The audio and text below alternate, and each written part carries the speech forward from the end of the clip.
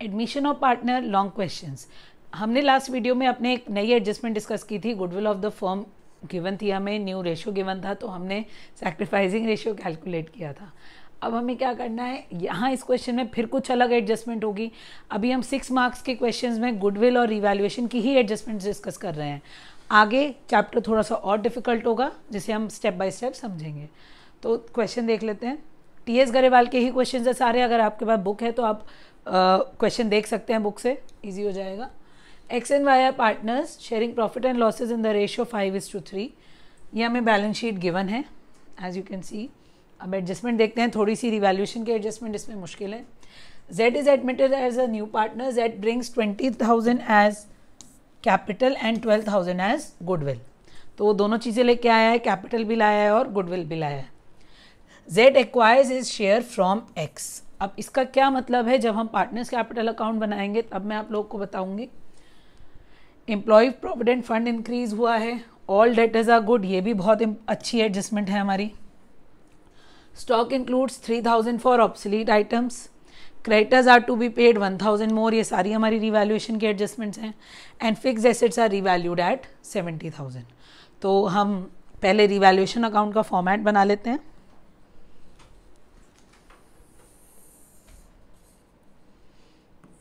काफ़ी एडजस्टमेंट्स हैं तो थोड़ा फॉर्मेट भी उसके अकॉर्डिंग बनाएंगे हम।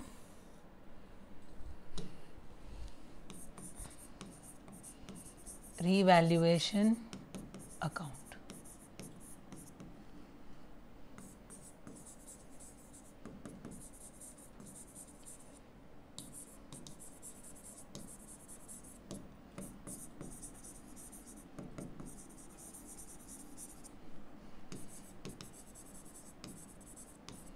ये हमारा फॉर्मेट है। अब स्टार्ट करते हैं। Employ provident fund is increase by 5,000। Employees provident fund हमारी लाइबिलिटी है। लाइबिलिटी इंक्रीज हो रही है तो हम डेबिट साइड में पुट करेंगे। जैसे कि हमें रूल पता है, एसेट कम होगा लाइबिलिटी बढ़ेगी तो डेबिट में आएगा, एसेट बढ़ेगा लाइबिलिटी कम होगी तो क्रेडिट में आएगा। तो एम्प्लॉयज़ प्रोविडेंट फंड हमारी लाइबिलिटी है, लाइबिलिटी इंक्रीज हो रही है तो डेबिट में लिखेंगे। To employees provident fund amount आएगी 5,000।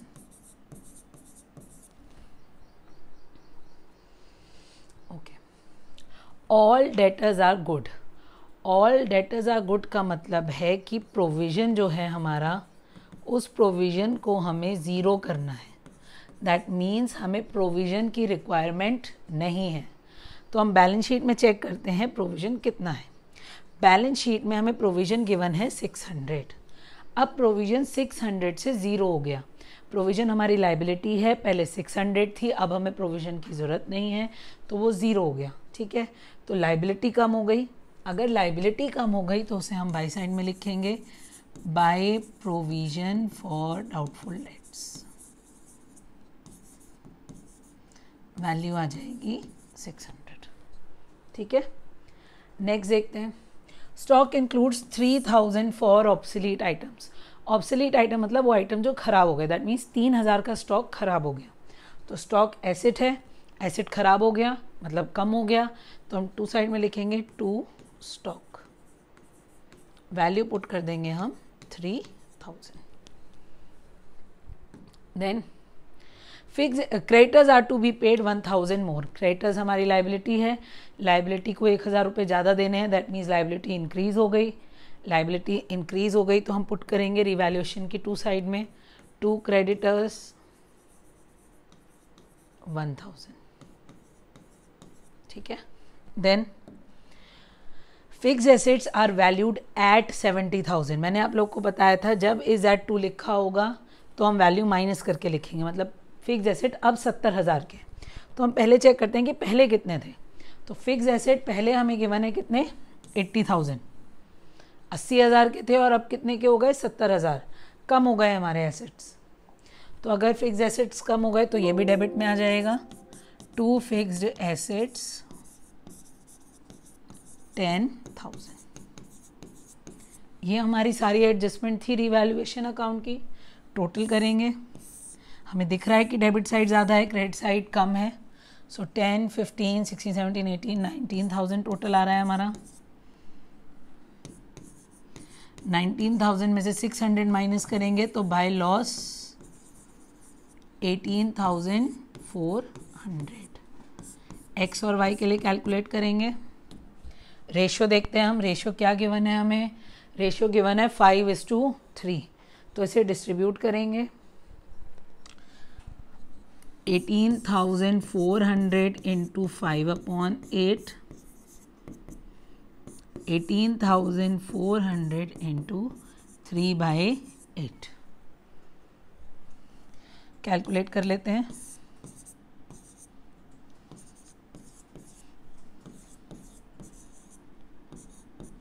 $7,500 सॉरी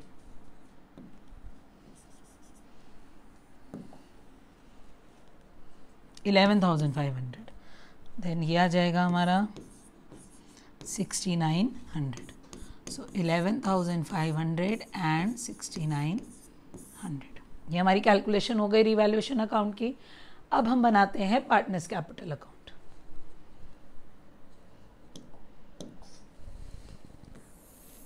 पार्टनर्स कैपिटल अकाउंट,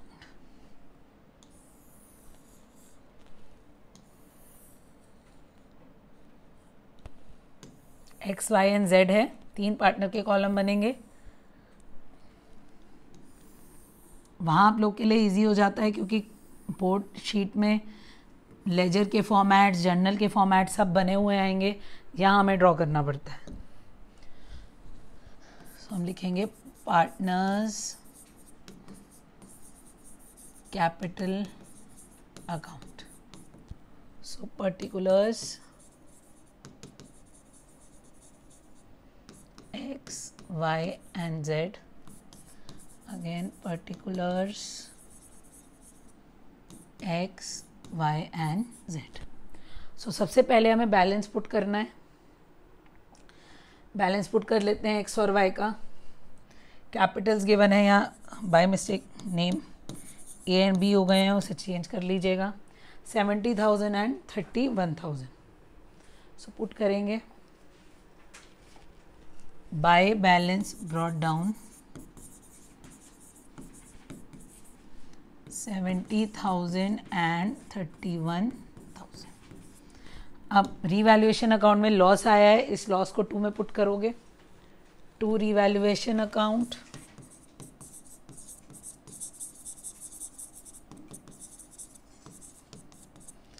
$11,500, 6,900। अब चेक करते हैं बैलेंस शीट में क्या क्या चीज़ें हैं जो हमें डिस्ट्रीब्यूट करनी है ओल्ड रेशियो में। सो एक हमारे पास वर्कमैन कॉम्पनसेशन फंड है, ये डिस्ट्रीब्यूट होगा, और एसेट साइड में प्रॉफिट एंड लॉस अकाउंट है, ये डिस्ट्रीब्यूट होगा। ये दोनों चीज़ें हमें डिस्ट्रीब्यूट करनी है। तो वर्कमैन लेफ्ट में है तो राइट में आएगा, प्रॉफिट एंड लॉस राइट में है तो लेफ्ट में आएगा। तो हम पुट करते हैं इसे बाय वर्कमैन कॉम्पनसेशन फंड।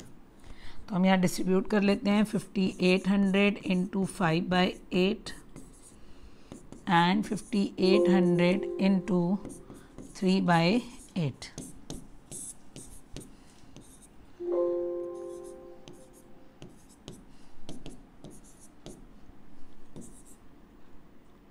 ये आ गया 3,625, 2,175।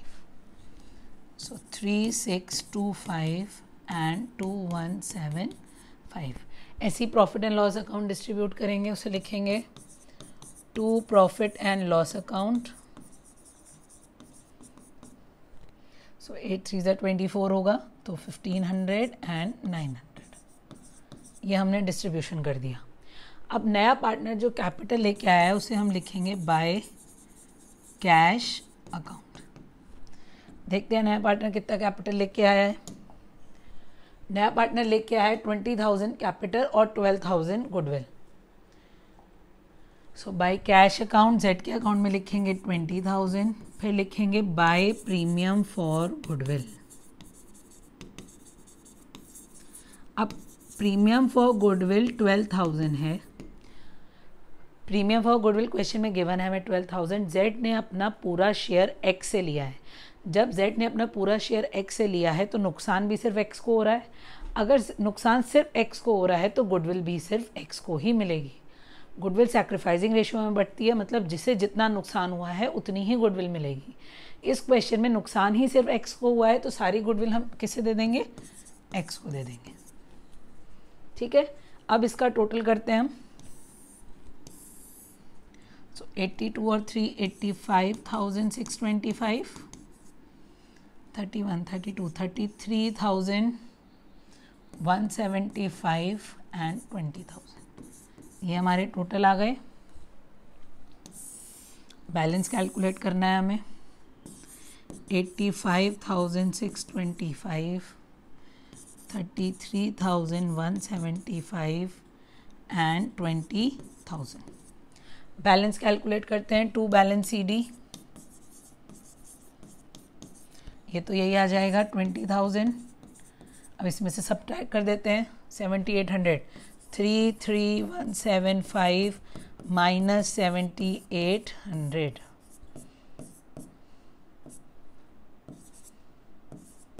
25,375, इसका बैलेंस आ गया। और ऐसे ही दूसरे का बैलेंस भी कैलकुलेट कर लेते हैं। सॉरी, 8,5,625 माइनस 13,000, ये तो डायरेक्ट कैलकुलेशन हो गई है हमारे पास। 7,2,625, ये आ गए हमारे बैलेंसेस। पार्टनर्स कैपिटल अकाउंट बन गया है। प्रीमियम बस याद रखनी है, क्योंकि जेड ने अपना शेयर एक्स से लिया है तो पूरी प्रीमियम भी किसे मिलेगी, सिर्फ एक्स को मिलेगी। अब बनाते हैं हम balance sheet.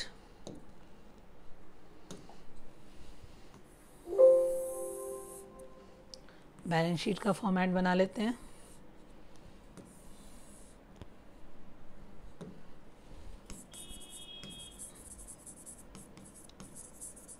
Balance sheet, liabilities, amount, assets, amount. ठीक है, अब बैलेंस शीट हमें पुरानी बैलेंस शीट को देख के बनानी है। थोड़ा पीछे जाना पड़ेगा हमें। सबसे पहले क्रेडिटर्स गिवन है, एम्प्लॉयज़ प्रोविडेंट फंड गिवन है। ठीक है, तो क्रेडिटर्स है 15,000, एम्प्लॉयज़ प्रोविडेंट फंड है 10,000। तो हम क्रेडिटर्स पुट करेंगे 15,000। क्रेडिटर्स इंक्रीज हो रहे थे 1,000 से, तो ऐड करेंगे 1,000, ये आ जाएगा 16,000। ठीक है, फिर ऐसी एम्प्लॉयज़ प्रोविडेंट फंड के लिए करेंगे। यहाँ लिखेंगे एम्प्लॉयज़ प्रोविडेंट फंड। सो एम्प्लॉयज़ प्रोविडेंट फंड हमें गिवन है 10,000, 5,000 से इंक्रीज हुआ है ना, तो ये वैल्यू आ जाएगी 15,000। अब वर्कमैन कॉम्पनसेशन था, उसे हमने डिस्ट्रीब्यूट कर दिया, वो नहीं आएगा। कैपिटल्स लिखेंगे, capitals X, Y and Z. X का था 7,2,625, वाई का चेक कर लेते हैं कितना आया था, 25,375 एंड 20,000। इसका टोटल कर लेते हैं 7,2,625 एंड 25,375, ताकि हम बैलेंस शीट का टोटल कर सकें।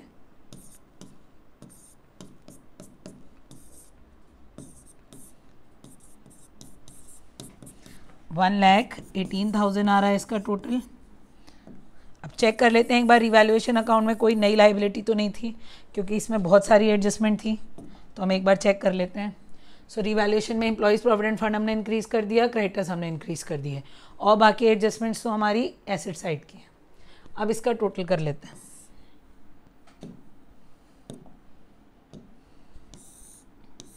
सो 1,18,000 प्लस 10 1,28,000 प्लस 10 1,38,000 प्लस 10 1,48,000 प्लस 1,000 1,49,000।